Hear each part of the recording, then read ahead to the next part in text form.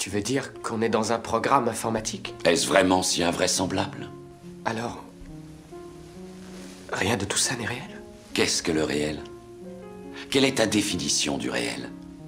Si tu veux parler de ce que tu peux toucher, de ce que tu peux goûter, de ce que tu peux voir et sentir, alors le réel n'est seulement qu'un signal électrique interprété par ton cerveau. Bonjour à tous, aujourd'hui on va parler de l'hypothèse de la simulation. C'est une hypothèse que je connais depuis un certain temps et c'est une hypothèse qui est à couper le souffle. L'hypothèse voudrait donc qu'on vive dans une simulation ou dans un jeu vidéo comme dans les Sims et qu'on n'ait pas conscience qu'on soit dans cette simulation. Et aujourd'hui on va parler de ça. Avant de vraiment démarrer cette vidéo, on va se mettre d'accord sur la définition de l'hypothèse de la simulation. L'hypothèse de la simulation stipule que la réalité observable autour de nous est une simulation, similaire à celle de nos ordinateurs, et que les entités qui s'y trouvent et qui y évoluent, à savoir vous et moi, ne puissions pas la distinguer du monde réel. Aujourd'hui, on va parler de plusieurs points. On va parler de la simulation en elle-même, à savoir un peu l'aspect scientifique qui pourrait nous pousser à penser qu'on est dans une simulation. On va aussi parler des entités, à savoir vous et moi, donc les gens qui évoluent possiblement dans cette entité. Mais est-ce que vous évoluez dans la simulation et je suis une intelligence artificielle ou inversement? Ensuite, on va parler de la façon de distinguer ça du monde réel ou d'un monde réel qu'on ne connaîtrait possiblement pas. Comment on peut savoir qu'on est dans une simulation si on l'est vraiment? Et on va aussi parler de similarité, à savoir ce qu'on connaît en 2018 des jeux vidéo, de l'évolution de ceux-ci, des mondes virtuels, de la réalité augmentée et de tout ça. Est-il possible donc qu'on soit vraiment prisonnier d'une simulation? On va commencer par la partie scientifique. On ne va pas rentrer dans les détails scientifiques vraiment poussés de cette hypothèse de la simulation, mais dans la description, je vous ai mis un reportage de plus de 50 minutes qui parle uniquement des hypothèses scientifiques sur ce truc-là. Donc on va juste revenir sur quelques petits points qui pourraient vous aider à comprendre le point de vue de cette hypothèse et ensuite on va parler plus en profondeur de ce que ça peut impliquer pour nous. Donc ce qu'on sait sur notre monde, sur notre réalité, ce que nous on appelle notre réalité, c'est qu'il y a plus de 13 milliards d'années, il y a eu un Big Bang. Ce Big Bang, il a créé l'univers, à savoir tout. Il y avait a priori rien et tout. Ramené à la réalité, ramené à ce que nous on connaît en 2018, je suis désolé de vous le dire, mais ça ressemble, sans rentrer dans les détails, beaucoup à quelque chose qu'on connaît. À chaque fois que vous lancez un jeu vidéo, il n'y a rien, vos personnages ne savent pas qu'ils existent, puis vous appuyez sur un bouton et tout se met à exister. Ce qu'on sait sur notre monde, c'est que chaque objet, vivant ou non, est composé d'atomes. C'est quelque chose sur lequel il y a un consensus scientifique et il n'y a pas de débat possible. Ce qu'on sait aussi, c'est qu'à notre connaissance, on serait l'espèce la plus développée de l'univers, pour le moment en tout cas. Aujourd'hui, c'est complètement impossible d'affirmer qu'on est dans une simulation. Mais il y a beaucoup de gens qui estiment la probabilité qu'on ne soit pas dans une simulation de une chance sur plusieurs milliards. Par exemple, Elon Musk pense qu'on a une chance sur 1 milliard de ne pas être dans une simulation. Et il y a des scientifiques qui recherchent vraiment des preuves de l'existence d'une simulation. Et c'est cette vidéo que je vous ai linkée en description et moi n'étant pas un scientifique, je vous le cache pas, je suis bien plus doué avec les mathématiques et l'économie que les sciences. Je vous invite à regarder vous-même, mais l'expérience de la double fente, elle m'a vraiment coupé le souffle. Donc il n'y a pas beaucoup de possibilités qu'on puisse prouver qu'on est dans une simulation, en tout cas actuellement. Ils cherchent, mais on n'a pas encore beaucoup de possibilités. Et les quelques moyens qu'on aurait de prouver ça, ce serait éventuellement que des gens qui quittent la simulation puissent revenir et nous donnent leur témoignage. Mais je crois que vous savez, si vous suivez ma chaîne, le crédit que j'accorde aux témoignages, moi j'apporterais très peu de crédit à un témoignage parce qu'il peut être biaisé ou ça peut être un mytho ou n'importe quoi d'autre, des gens qui veulent se faire de l'argent. Donc même s'il y avait témoignages de gens qui m'auraient dit j'ai quitté la simulation, je suis revenu, je vous explique comment ça se passe, j'y croirais pas beaucoup. Ou alors il y aurait la possibilité que moi-même je quitte la simulation et à ce moment-là, le voyant de mes yeux, éventuellement je pourrais y apporter plus de crédit. Mais bon, pas sûr aussi, puisque si je savais que j'étais dans une simulation précédemment et que je quitte la simulation, est-ce qu'on me renvoie pas dans une autre simulation? Enfin bref, vous voyez le bordel. Et ensuite, il y a la dernière possibilité que moi j'attends le plus, c'est qu'on puisse déceler un bug dans la matrice. Donc j'espère sincèrement que vous avez pris le temps de regarder la vidéo des expériences que je vous ai linkées parce qu'à partir de ce moment-là, on va parler plutôt des questions que ça soulève et des théories potentielles. Mais si vous n'avez pas vu la vidéo, vous allez juste me prendre pour un triple fou qui vous parle d'une hypothèse de la simulation et j'ai pas envie de passer ni pour un complotiste ni pour un fou, mais je vous assure qu'il y a des questions qui se soulèvent. Bon, comme je sais à peu près l'audience que j'ai sur ma chaîne, je sais que beaucoup d'entre vous m'ont connu par le gaming. Et moi, l'hypothèse de la simulation me plaît, mais encore une fois, je ne peux pas prouver qu'elle existe et je sais même pas si c'est quelque chose de plausible. Je suis pas assez scientifique pour le savoir. Je sais qu'il y a débat sur l'hypothèse ou pas, mais en tout cas, il y a des idées qui, moi, m'intéressent beaucoup. Par exemple, Dieu. Est-ce que Dieu ne serait pas finalement le créateur, le fondateur de la simulation qui se serait mis un petit software dans le jeu et on doit le vénérer parce que ça le fait grave kiffer qu'on le vénère puisqu'il nous a créé. Je vous dis tout ça dans l'hypothèse qu'on serait dans une simulation et je n'ai absolument rien contre les religions, quelles qu'elles soient. Et si on n'est pas dans une simulation, évidemment, je respecte les croyances, mais dans le cas de l'hypothèse de la simulation, je suis obligé de penser à certaines hypothèses, à savoir peut-être que les religions sont là pour ça et que Dieu est là pour ça. Voilà, j'espère avoir clarifié mon point de vue là-dessus. Il y a aussi dans cette hypothèse les animaux. Est-ce que les animaux seraient du coup des intelligences artificielles ou est-ce qu'ils seraient potentiellement des gens qui sont venus dans la simulation mais qui ont été moins aisés par exemple? Et d'ailleurs, est-ce que c'est une coïncidence totale que certaines religions croient en la réincarnation dans les animaux? Il y a aussi plein d'autres questions. Est-ce que quelqu'un contrôle la simulation ou est-ce qu'on est nous-mêmes maîtres de notre propre avatar? Par exemple, dans la très bonne série Westworld, il y a des hosts qui suivent un pattern. Est-ce que nous, on ne suivrait pas un pattern et on ne sait même pas qu'on est dans une simulation?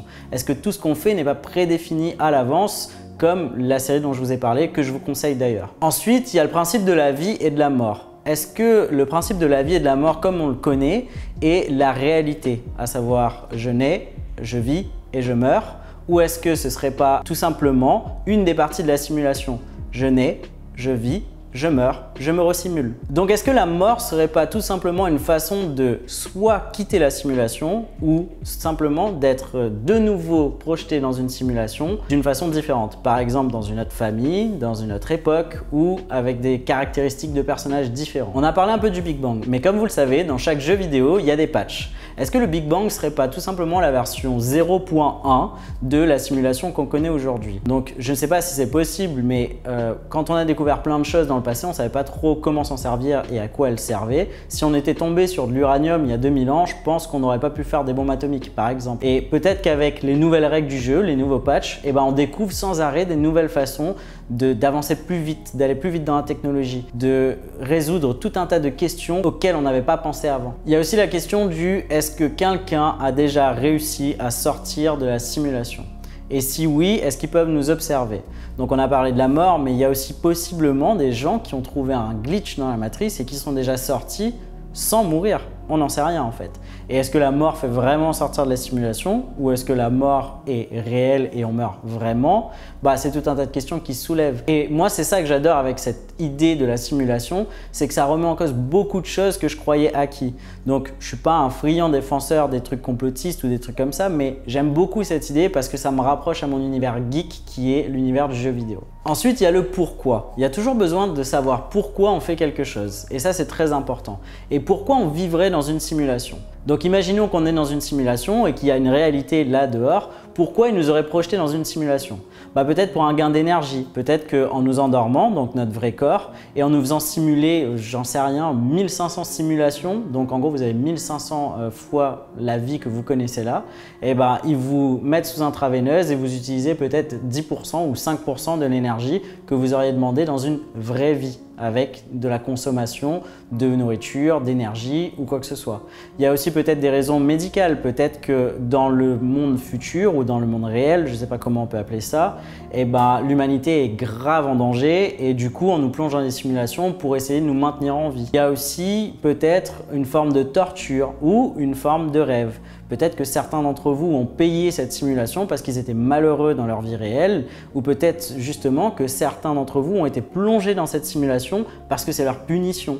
on peut voir, mais de la vie que vous vivez sur cette planète, il y a beaucoup de bonheur et beaucoup de malheur. Et il y en a quand même qui sont vachement chanceux et d'autres beaucoup moins. Donc il y a tout un tas de questions comme ça qui se soulèvent. Il y a aussi peut-être plus du tout de ressources sur la planète et pour faire des économies d'énergie à l'infini, on n'a peut-être plus du tout de corps et juste notre conscience a été transférée dans une machine pour nous simuler.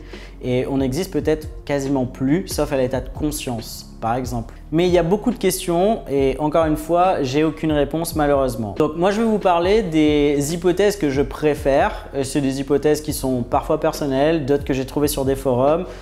J'ai parlé un petit peu du sujet de cette vidéo depuis 2 ou 3 semaines parce que je l'ai préparée et du coup on en est venu à des suggestions un petit peu farfelues.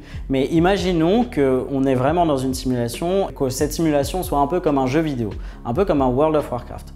Et ben, il est possible que les gens malheureux par exemple aient utilisé moins de points dans la création de leur avatar parce qu'ils savent qu'ils ont plusieurs simulations d'affilée de leur vivant et qu'ils aient économisé un certain nombre de points pour leur prochaine simulation. Donc prenez le cas de quelqu'un qui est vraiment malheureux et qui n'a pas du tout de quoi vivre, etc.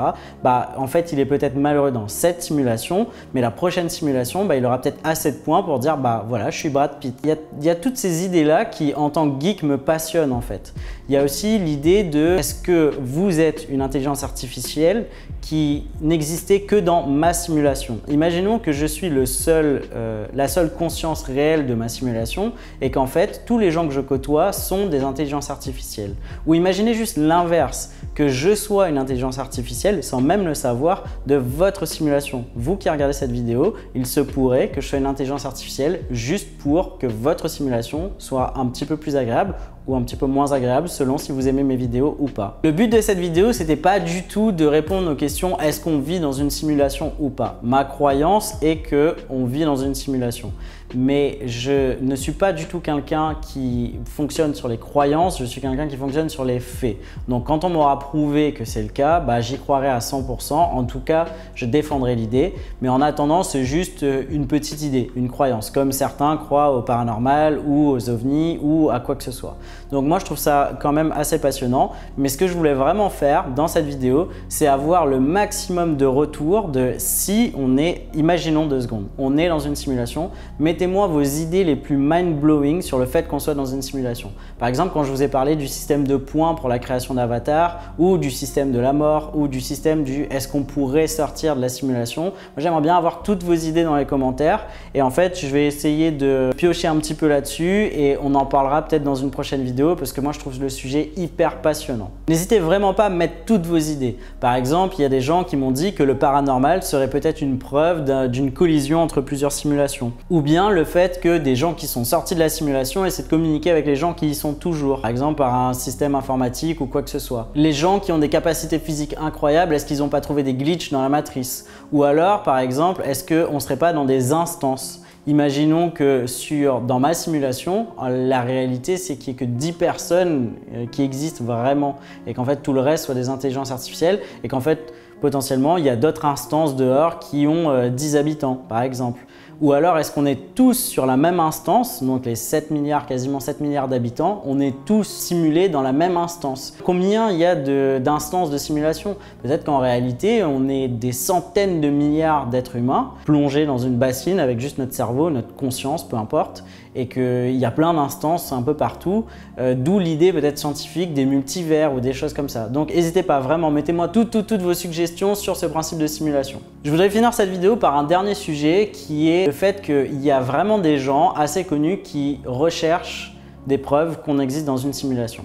Et il y a un blogueur américain très connu, Sam Altman, qui a annoncé qu'il y aurait 2 milliardaires qui ont engagé des scientifiques pour vraiment trouver l'existence de la simulation. Et dans cette théorie un peu farfelue, il y a des gens qui disent que Elon Musk serait éventuellement un des milliardaires qui a engagé des scientifiques pour savoir si on est dans une simulation ou pas. Il faut savoir que c'est un sujet dont Elon Musk parle beaucoup. Il l'aborde très souvent en plateau télé ou dans les interviews. Et d'ailleurs, si vous n'avez jamais vu une interview d'Elon Musk, il en parle sur un des plateaux télé où il a une théorie avec son frère où ils peuvent parler de la simulation ou du monde réel que quand ils sont dans un jacuzzi avec une bière. Je vous invite à aller regarder ça, je vous mets ça dans la description, mais je trouve ça juste génial. En tout cas, comme vous le voyez, cette idée de la simulation, elle est certes farfelue, mais elle est partagée par bon nombre de gens qui sont quand même méga connus, qui ont des ressources scientifiques à leur disposition. Enfin, je veux dire, si le mec envoie des fusées dans l'espace, je suppose qu'il a quelques scientifiques qui lui ont dit « Bon, en temps donné de la simulation, elle n'est pas si mal que ça, en fait. » Parce que sinon, ça paraîtrait juste fou.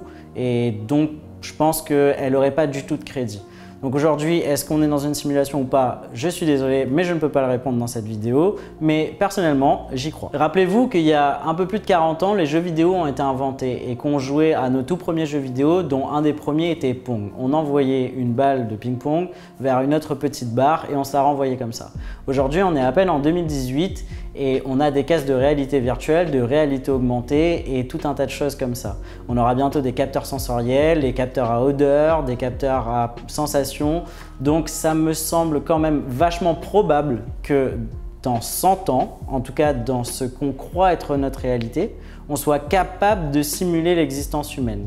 Donc pourquoi pas imaginer qu'on est déjà dans une simulation. Quoi qu'il en soit, je finis cette vidéo par une petite phrase que je disais beaucoup à ma mère quand j'avais 14 ou 15 ans et que je passais ma vie sur les jeux vidéo. Maman, laisse-moi tranquille, peu importe si c'est un jeu vidéo ou la réalité, mes émotions, elles sont réelles. C'était Rurk, à bientôt. Oye, te hablo de